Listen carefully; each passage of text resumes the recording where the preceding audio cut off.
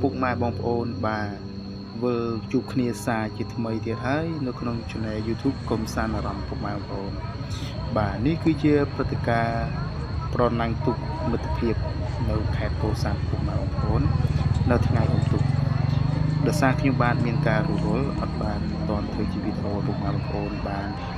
ទស្សនាបាទអញ្ចឹងថ្ងៃនេះខ្ញុំបាទមានពេលក៏រៀបចំធ្វើជាវីដេអូដើម្បីបង្ហាញឲ្យពុកម៉ែបងប្អូនបានទស្សនានៅក្នុង Channel YouTube កំសាន្តអារម្មណ៍ខ្ញុំបាទអញ្ចឹងដូចបានសន្យាជាមួយនឹងពុកម៉ែបងប្អូននៅក្នុងវីដេអូមុនព្រឹត្តិការណ៍ប្រណាំងទូកនៅខេត្តពោធិ៍សាត់នៅថ្ងៃភ្ជុំបិណ្ឌបាទអញ្ចឹងថ្ងៃនេះវីដេអូនេះគឺជាវីដេអូថ្ងៃអុំទូកតែម្ដងពុកម៉ែបងប្អូនបាទដោយសារការរៀបចំឡើងដោយព្រះចៅអធិការវត្តកែវសវណ្ណនៅក្នុងការប្រណាំងទូកនេះបាទហើយក៏មានការចូលរួមពីថ្នាក់ដឹកនាំអភិបាលខេត្តពោធិ៍សាត់ផ្ទាល់តែម្ដងក្នុងការបើកវេទិកានេះតែម្ដងពុកម៉ែបងប្អូនបាទអញ្ចឹងដោយសារឆ្នាំនេះមានការរៀបចំប្រណាំងទូកលក្ខណៈមិត្តភាពទេពុកម៉ែបងប្អូនមិនមែនប្រណាំងលក្ខណៈពានរង្វាន់ទេបាទហើយនេះក៏រៀបចំឡើងដោយព្រះចៅអធិការវត្តកែវសវណ្ណដូចថ្ងៃ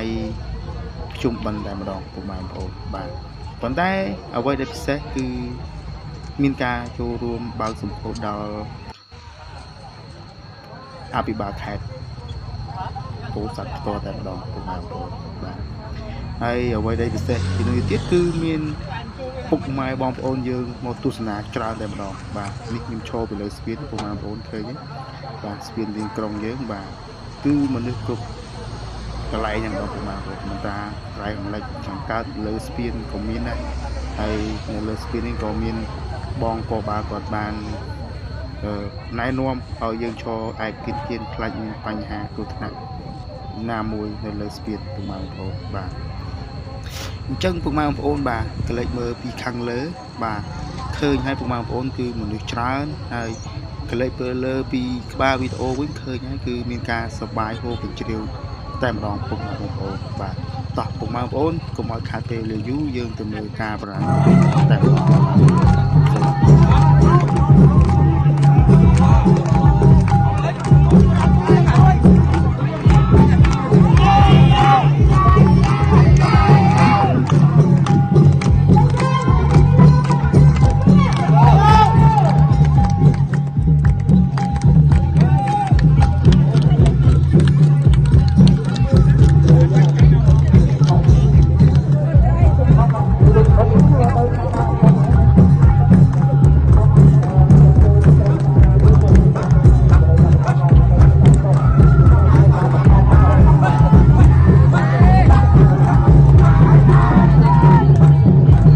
បាទពុកម៉ែបងប្អូនពេលនេះឃើញថាទូកដែលនៅមុខវេទិកាទាំងអស់គឺចាប់ផ្ដើមអុំទៅលើហើយពុកម៉ែបងប្អូនបាទអុំទៅទីដែលយើងត្រូវប្រណាំងពីលើមកបាទគឺនៅចុងកោះសំពៅនេះតែម្ដងពុកម៉ែបងប្អូនបាទអញ្ចឹងគ្រប់ទូកទាំងអស់គឺអុំឡើងទៅលើទាំងអស់បាទដើម្បីចាប់ទីបាទចាប់ខ្សែទឹកខាងក្នុងឬខាងក្រៅបាទហើយទូកទាំងអស់គឺត្រូវអុំឡើងទៅលើទាំងអស់តែម្ដងពុកម៉ែបងប្អូនបាទអញ្ចឹងពុកម៉ែបងប្អូនឃើញហើយបាទទូកមានការចូលរួមច្រើនបាទក្នុងថ្ងៃអុំទូកនឹងតែម្ដងពុកម៉ែបងប្អូនបាទតាមវត្តបាទទីរួមខេត្តពោធិ៍សាត់យើងទាំងអស់ហើយនៅក្នុងនោះក៏មានទូកងថ្នាក់អន្តរជាតិបាទសម្រាប់អន្តរជាតិតែម្ដងពុកម៉ែបងប្អូនបាទដែលអុំនៅរាជធានីភ្នំពេញជាប់ដំណាក់ថ្នាក់លេខ1គឺទូកឈ្មោះថាទូកងកែវជ័យពុកម៉ែបងប្អូននៅក្នុងវត្តកែវជ័យបាទក៏មកអុំបើកសភោតបាទមុនគេដើម្បីជាទូកកិត្តិយសតែម្ដងពុកម៉ែបងប្អូនបាទតោះបងប្អូនកុំឲ្យខាតពេលវេលាយូរទៅមើលវីដេអូនៃការប្រណាំងទូកងនៅទឹកដីនៃខេត្តពោធិ៍សាត់យើងផ្ទាល់តែម្ដងដែលរៀបចំឡើងដោយព្រះចៅអធិការវត្តកែវសវណ្ណបាទ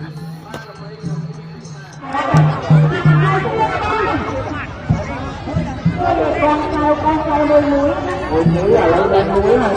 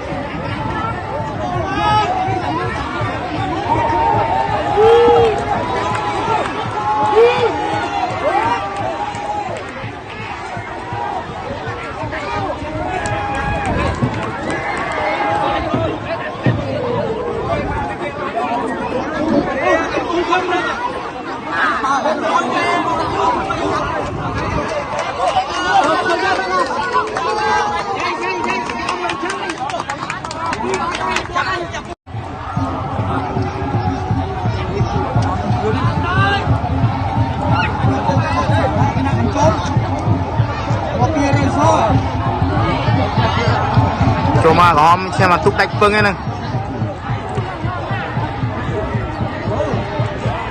dạ so lươn này không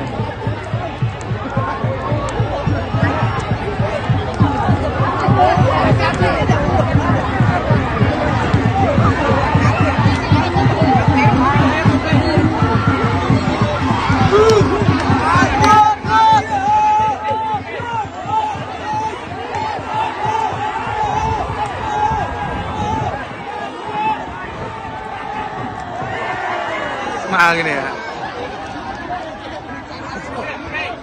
anh nó món này có món đâu à không mấy anh em chi kê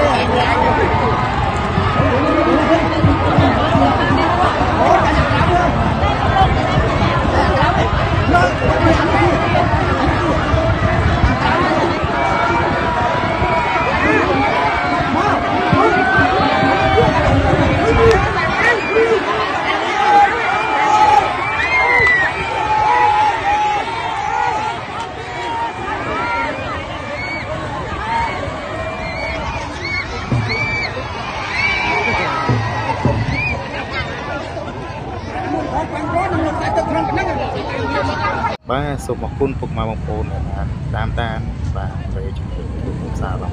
và trong video này khi ba chọn một con là phải phục mà bông phồn và xa đo pe về để kịp thời và cả ôm hái phục mà phồn rong chăm đo tháng ngày mong buổi chiếc mình kia dành đồng ôm tiền và chân rất ní cứ cái ôm là ta đi bị cột và chơi tìm vì sai từ đó là kéoตัวมอสไทยแล้วคือตัวกายโยนในชนิดปางมวยชนิดในใจปางมวยในใจจะมาลองพวกมาบางโอนบ่าให้ส้มอคุณพวกมาบางโอนได้จำนายเป้แต่มีลำไหลในการตามทันทะเลชนิดยูทูบคุณซาลองลำบากบ่าจีจงกร้อยมีไอเต้มีแต่จุดพอพวกมาบางโอนพอมีสกุลพอกรุบนี่บ่าส้มอคุณส้มจุ่มเดียบลี